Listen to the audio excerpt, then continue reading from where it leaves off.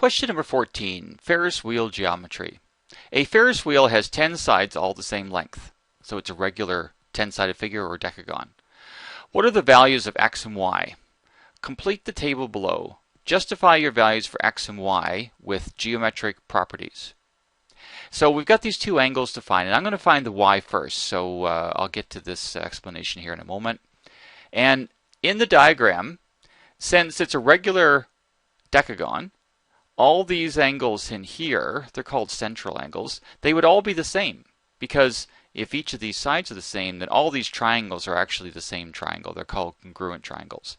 So if you remember, this is actually a full circle. A full circle has 360 degrees in it.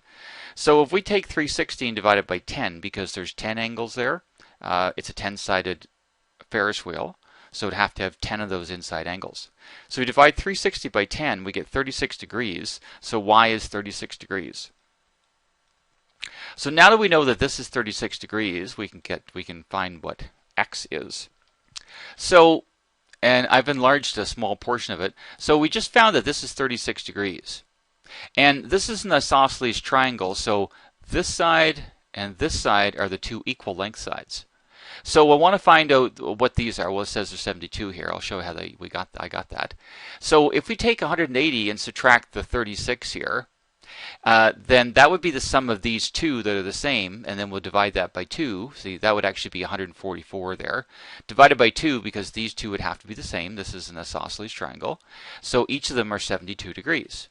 So each of these are 72 degrees. Now, this side here, if you notice the way the diagram's drawn here, this is horizontal. So it's parallel with this line right here. And so this is called the Z pattern. These are actually alternate angles.